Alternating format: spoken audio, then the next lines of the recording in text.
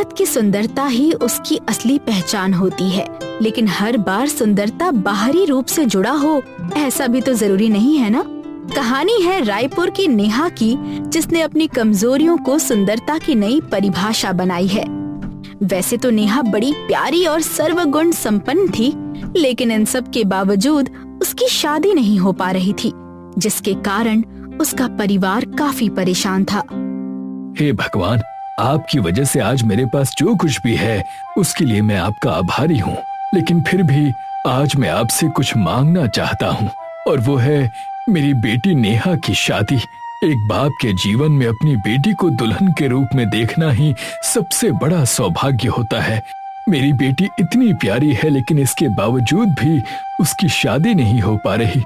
माना कि उसमें एक कमी है, लेकिन उसका हल भी हमें ही ढूंढ निकालना है कि ऐसा क्यों हो रहा है। ऐसा अन्याय हम पर मत कीजिए भगवान, मैं हाथ जोड़ता हूँ, मेरी बेटी का जीवन धन्य कर दीजिए।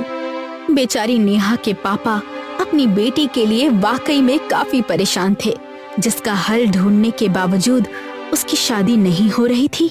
एक तरफ ये सवाल था, वहीं दूसरी ओर महीनों बाद ही सही, लेकिन नेहा की जिंदगी में एक नया लड़का आया था, जिसका नाम था राहुल। उनकी मुलाकात ऑनलाइन शादी के ऐप पर हुई थी, लेकिन उनका रिश्ता वाकई में गहरा होता जा रहा था। नेहा को राहुल पसंद था, लेकिन राहुल के दिल में भी नेहा के लिए जगह बनती जा रही थी। क्या सच में आप मेरे कॉल का इंतजार कर रही थी? जी हाँ। वाह, मुझे सुनकर अच्छा लगा। वैसे नेहा, एक बात पूछनी थी। आपकी हर तस्वीर में आपने अपने सर पर पल्लू क्यों ओढ़ा है? हाँ जी, वो संस्कार ही कुछ ऐसे हैं जी। आपको पता है, तस्वीर में भी मैं अपना पल्लू नहीं गिराती। यही तो अच्छे घर की लड़की की निशानी है। अरे वाह, आजकल ऐसी लड़कियां मिलती ही कहाँ हैं। मैं किस्मत वाला हूँ कि मुझे आप मिल गई। देखते ही देखते इन दोनों का दिन रात चैट, वीडियो कॉल और हंसी मजाक का सिलसिला चलता रहा, और आखिरकार बात आगे बढ़ गई। नेहा बेटी, तुम्हारे बारे में राहुल ने बहुत तारीफ की है। सच में तुम बहुत अच्छी हो, और संस्कार तो देखो, सर से पल्लू हटने का तो नाम ही नहीं है। जी, हमारी बेटी है ही आज्ञाकारी। सच, हमारे तो भाग खुल गए कि हमें इतनी अच्छी बहू मिली है। जी धन्यवाद आंटी जी। चलो भाई, तो अब इस बात को ज्यादा खींचने का तो सवाल ही नहीं उठता। दोनों बच्चे एक दूसरे के लिए अनुरूप हैं, इसलिए ये शादी तय है। क्या कहते हैं समधी जी? जी जरूर, रिश्ता पक्का समझिए। चलो, आखिरकार राणा साहब को प्रार्थना का फल मिला और नेहा की शादी हुई। पूरे घर में खुशी का माहौल ही माहौल था। लेकिन तभी नेहा राहुल की माँ को चाय देने उठती है और उसके लंबे बाल कुर्सी में फंस जाते हैं, जिसके बाद नेहा की कमजोरी सबके सामने आ जाती है और एक लम्हे में सब बदल जाता है। ये सब क्या है? ऐसा कैसे हो सकता है? अरे ये तो हमारे साथ धोखा है। नहीं, मैं नहीं। माना कि ये बड़ी हैरान करने वाली और चौंकाने वाली बात है, लेकिन मैं जन्म से ही ऐसी ही हूँ और मैंने कोई धोखा नहीं दिया। मैं बस आपको बताने ही वाली थी कि मैं... क्या? कि तुम बचपन से ही गंजी हो और आज तक तुमने ये बात मुझसे छुपा कर रखी? क्या कहा था तुमने कि तुम पल्लू इसलिए ओढ़ती हो क्योंकि ये तुम्हारे संस्कार हैं? दूसरों को फंसाना ये तुम्हारे संस्कार हैं। नहीं राहुल, मैंने ये जानबूझकर नहीं किया। नहीं, तुमने ये जानबूझकर ही किया है, वरना ये सब इस तरह हमारे सामने नहीं आता। तुमने मुझे ठेस पहुंचाई है नेहा, बहुत बड़ी ठेस पहुंचाई है। माँ, पापा, चलिए यहाँ से। अब यहाँ रुकने का कोई फायदा नहीं। नहीं राहुल, नहीं, रुक जाओ, प्लीज रुक जाओ। आखिरकार जिसका डर था वही हुआ। नेहा के गंजेपन का सच सबके सामने आ गया और शादी टूट गई। राहुल और उसका परिवार नाराज होकर वहां से चले गए और नेहा बड़ी दुखी हो चुकी थी। वहीं दूसरी ओर राहुल का दिल उथल पुथल हो चुका था। वाह रे वाह भगवान, आपका भी जवाब नहीं। क्या खेल खेला है आपने। कहाँ सुंदर संस्कारी दुल्हन ढूंढने चला था और कहाँ गंजी दुल्हन से पाला पड़ गया। आखिर मेरे साथ ये क्यों हो रहा है। बेचारा राहुल जो हुआ उसे लेकर काफी मायूस हो चुका था। उसने नेहा से बात करना बंद कर दिया था, लेकिन नेहा थी कि हार मानने को तैयार ही नहीं थी। उसने ना जाने राहुल को कितने कॉल्स मैसेजेस किए ताकि एक बार राहुल उसकी बात सुन ले, लेकिन राहुल था कि बात मानने को तैयार ही नहीं था। आखिर तुम्हारी दिक्कत क्या है और कितने कॉल करके तुम मुझे परेशान करने वाली हो। मैंने कहा ना, मुझे तुमसे कोई बात नहीं करनी। मेरी बात सुन लो, मैंने जो कुछ भी किया उसके पीछे कुछ वजह थी, इसलिए किया। एक बार मुझसे मिलकर बात कर लो। इतने दिन से नेहा को नजरअंदाज करने के बाद आज उसकी आवाज सुनकर राहुल उसे इनकार नहीं कर पाया और उन दोनों ने मिलने का तय किया। तुम्हारा शुक्रिया कि तुम मुझे यहाँ मिलने आए। राहुल, मुझे माफ कर दो। तुमसे सच छिपाकर मैंने गलती की, लेकिन मैं सच कह रही हूँ, मेरे पास और कोई रास्ता नहीं था। मैं डर गई थी।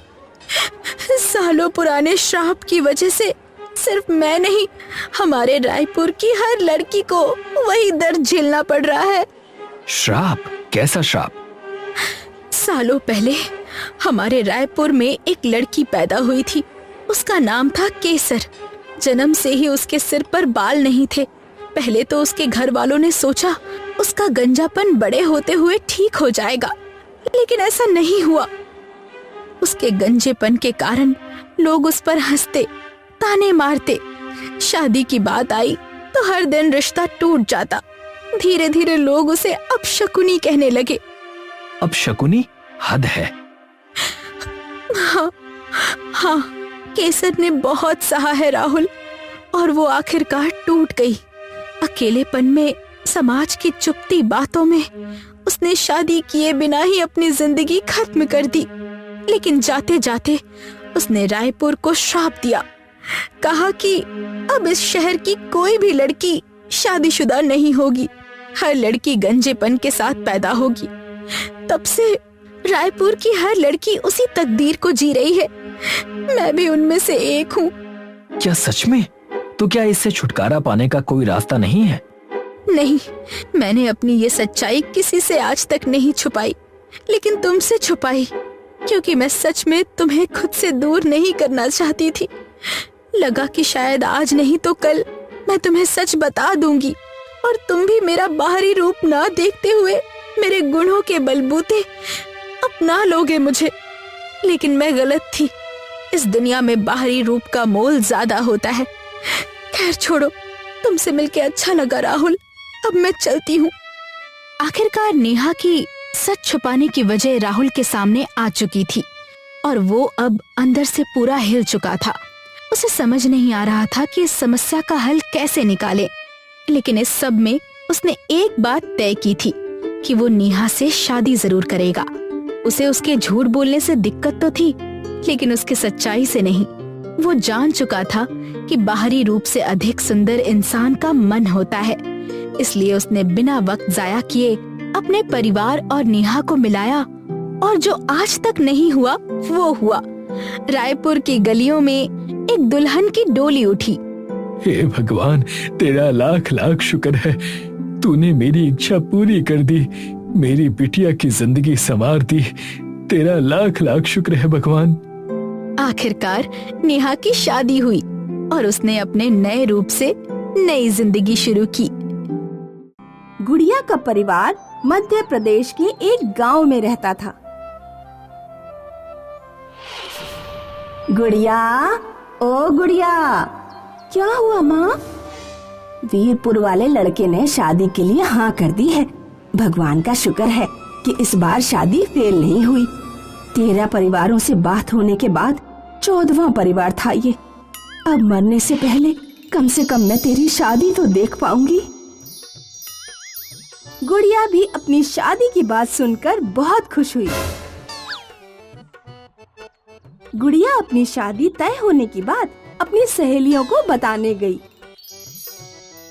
3 तारीख से मेरी हल्दी चढ़ेगी, तुम लोगों को जरूर आना है। अब तो तू हमें भूल ही जाएगी, अभी से तुझे अपने पतिदेव के सपने आने लगे होंगे। नहीं, अभी तो ऐसा नहीं हुआ है, शायद आज रात से ऐसा हो। ज्यादातर लड़के फट्टू होते हैं, शादी के बाद उनका व्यवहार बदल जाता है। इसीलिए मैं तो कहूँगी कि शादी से पहले तू 2-4 बार अपने हस्बैंड से मिल लेती, ताकि तुम लोग एक दूसरे को जान सको। मैं अपने होने वाले हस्बैंड से फोन पर बात करना चाहती हूँ। शहर में तो हर इंसान के पास मोबाइल होता है, लेकिन हमारे गांव में तो सिर्फ एक सड़ियल पीसीओ है।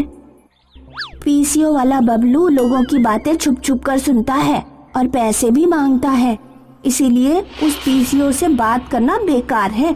अगर तू पैसों का इंतजाम कर सके तो मैं अपने भाई से कह के शहर से तेरे लिए एक मोबाइल मंगा दूं। गुड़िया ने अपने भाई की गुल्लक से पैसे निकाल लिए और अपनी सहेली को देकर मोबाइल मंगा लिया। वो रोजाना छुप छुप कर अपने होने वाले हस्बैंड से बात करने लगी। एक दिन गुड़िया की माँ गुड़िया से बोली, गुड़िया, पूड़ियों के लिए तेल गरम हो रहा है, जरा ध्यान से रखियो, मैं बाजार से कुछ सामान खरीदने जा रही हूँ। गुड़िया कढ़ाई के आगे बैठ गई। उसका सारा ध्यान मोबाइल पर बात करने में लगा हुआ था। अचानक उसका हाथ करछुली पर लगा और करछुली कढ़ाई से निकलकर धरती पे जा गिरी। गुड़िया के मुंह पर तेल के छींटे पड़ गए, जिससे उसके चेहरे पर कई जगह दाग पड़ गए। ये बात पूरे गांव में फैली तो लड़के वालों को भी पता चली। लड़के के पिता गुड़िया को देखने आए और उन्होंने शादी के लिए मना कर दिया। मेरे चेहरे पर जरा से दाग क्या पड़ गए? तुमने शादी के लिए मना कर दिया। मेरे दोस्तों की एक से एक सुंदर दुल्हन आई है। जब मैं तुम्हें उनके घर ले जाऊंगा तो वो सब मेरे ऊपर हंसेंगे। मैं ये शादी नहीं कर सकता। इतना कहकर लड़के ने फोन काट दिया। गुड़िया ने कई बार फोन किया, लेकिन लड़के ने फोन उठाया ही नहीं। क्या इस दुनिया में प्यार नाम की कोई चीज नहीं होती? क्या लोग बस अपने जीवन साथी की सुंदर शक्ल इसलिए चाहते हैं कि उन्हें दूसरों के सामने इज्जत मिल सके? निराश गुड़िया नदी में कूदकर आत्महत्या करने गई। वो नदी में कूदने ही वाली थी, लेकिन एक औरत ने उसे रोक लिया।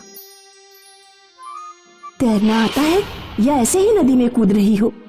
तैरना नहीं आता, इस दुनिया को छोड़ने के लिए कूद रही हूँ। औरत गुड़िया से सारी बात पता कर लेती है। आपने ये दुल्हन जैसे कपड़े क्यों पहन रखे हैं? चलो मेरे साथ, मैं बताती हूँ। औरत गुड़िया को अपने घर ले जाती है। करीब 15 साल पहले मेरे साथ भी तुम्हारे जैसा ही कुछ हुआ था। मेरा चेहरा जल गया था और लड़के वालों ने मुझसे शादी के लिए मना कर दिया। मैं भी निराश होकर तुम्हारी तरह इस दुनिया को छोड़ने जा रही थी, लेकिन मुझे एक चमत्कारी औरत ने जादुई हल्दी दी। जादुई हल्दी? हाँ, जरा इसे लगाकर देखो। इसे लगाते ही तुम्हारे चेहरे के सारे दाग साफ हो जाएंगे। गुड़िया अपने चेहरे पर जादुई हल्दी लगाती है और उसका चेहरा एकदम से सुंदर हो जाता है। जब आपका चेहरा ठीक हो गया तो क्या फिर आपकी शादी हो गई? नहीं, फिर मैंने शादी नहीं की। मैंने अकेले जीवन बिताना बेहतर समझा। जब गुड़िया लौटकर अपने गांव पहुंची तो गांव वाले उसे देखकर चकित रह गए। गुड़िया की जिस लड़के से शादी तय हुई थी, उस लड़के ने गुड़िया से शादी करने की विनती की। मैं एक ऐसे लड़के से शादी नहीं करना चाहती जो मुझे नहीं, सिर्फ मेरे सुंदर चेहरे से प्यार करता है। कल मेरा चेहरा अगर दोबारा खराब हो गया तो तुम मुझे दोबारा छोड़ दोगे, इसीलिए मैं शादी नहीं कर सकती। गुड़िया ने निश्चित किया कि पहले वो अपने पैरों पर खड़ी होगी उसके बाद शादी के बारे में सोचेगी। दोस्तों, इस कहानी से हमें ये शिक्षा मिलती है कि सभी लड़कियों को शादी से पहले अपने पैरों पर खड़ा होना चाहिए, क्योंकि अगर शादी के बाद लड़के के घर वाले उन्हें किसी कारण से छोड़ देते हैं तो वे अपना जीवन खुद बिता सकती हैं।